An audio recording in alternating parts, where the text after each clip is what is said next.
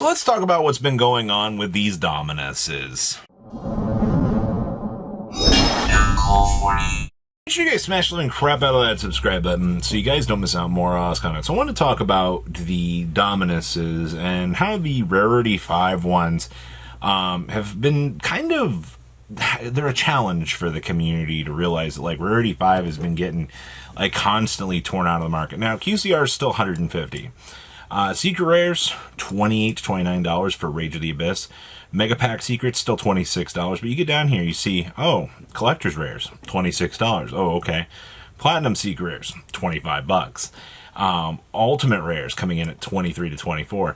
And Ultras from Maze of Muertos are still $27. People just... The general consensus has been, what's the point in reprinting these cards if these rarities are just going to slot in to the price point of where the others are? And I get it. I do. I get it can be frustrating, but the reality of the situation here is just this, people.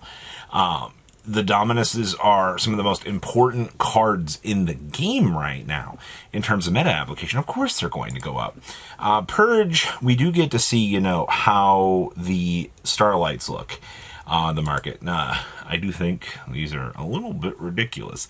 These also look ugly. Like, I do see why they had to do the giant announcement that they got to fix the Starlights here, because these two Starlights are not cutting it. Like, this looks fake. This looks like the bad Oricas that you see on Etsy.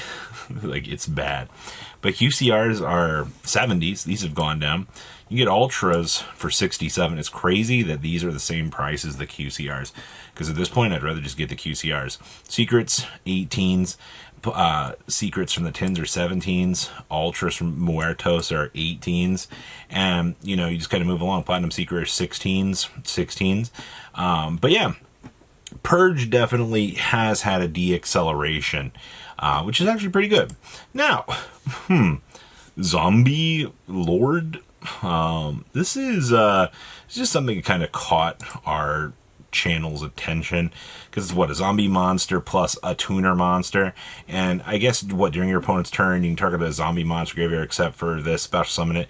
If this card is in your graveyard, banish zombie monster, special summon this card.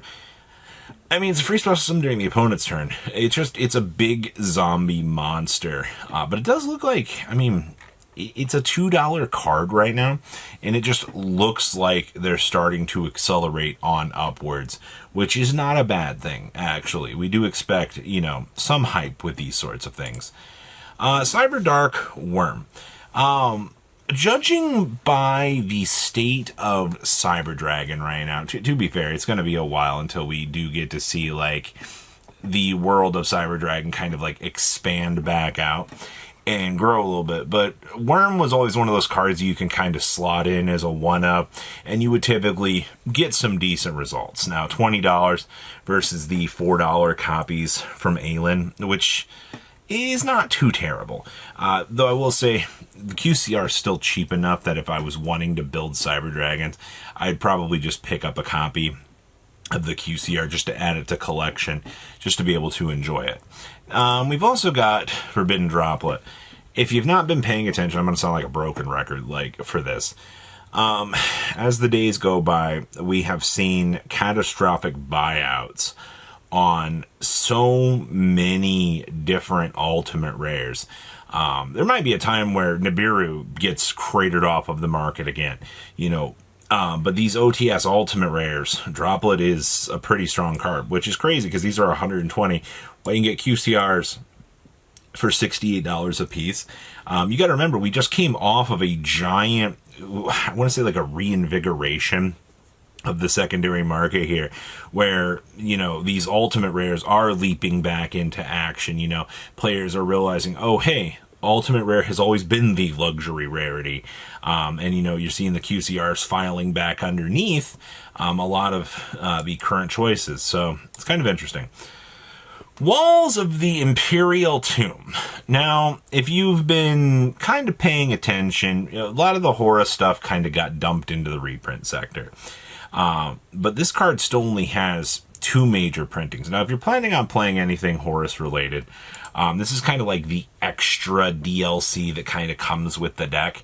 To be fair, I mean, you've been gaining traction. It'll probably be sooner than later. This card will probably hit probably $1, $2 over time.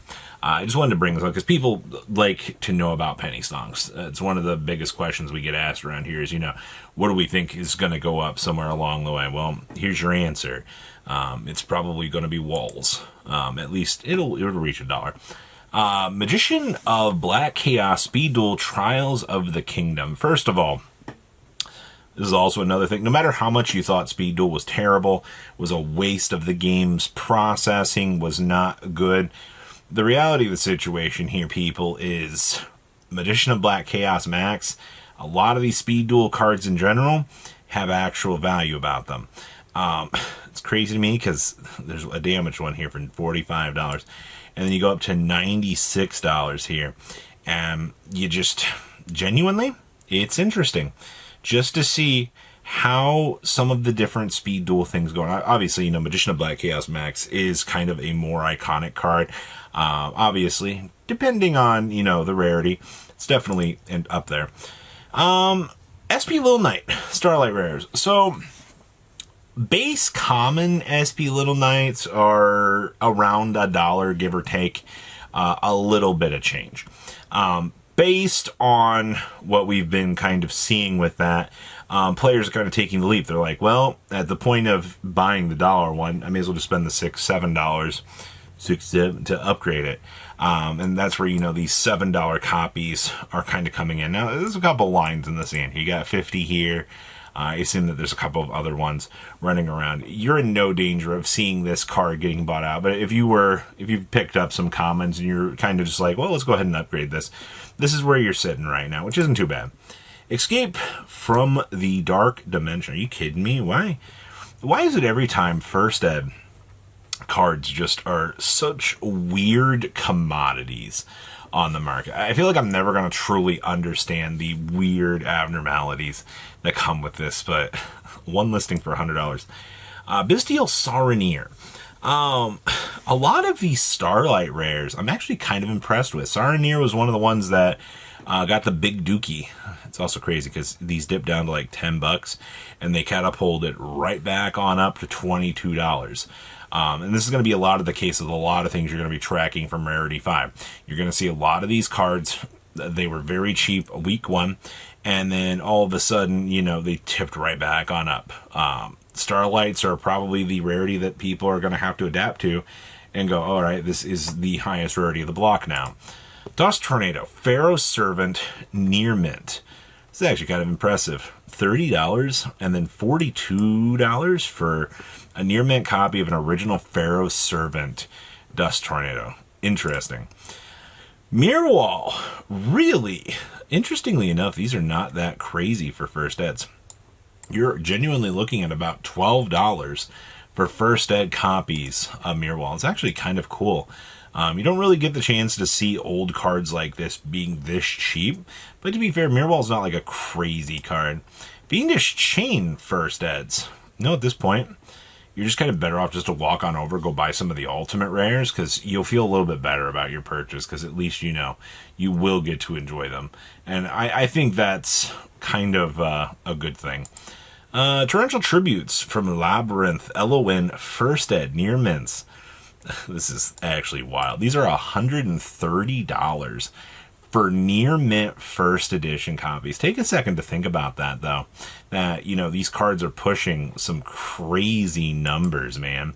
We also do get to see all of the vanilla monsters in the world. World Championship Pack 2027. If you've not just kind of paid attention to these old packs, $45. I think a lot of these have gotten cheaper kind of over the years here. Drollbird is $40. But this is definitely a set that I would peek back into over time, just kind of out of the curiosity as how the set is going. Ancient Gear Galvatron's $100. But I mean, like, this set, the Dark Eradicator Warlocks are also back in stock now, so you can do the Toon FTK. So definitely not too bad for an interesting little piece of the game's history. But please, comment down below tell me what you guys think, and I'll see your beautiful faces back in the day, guys. Patrons, thank you.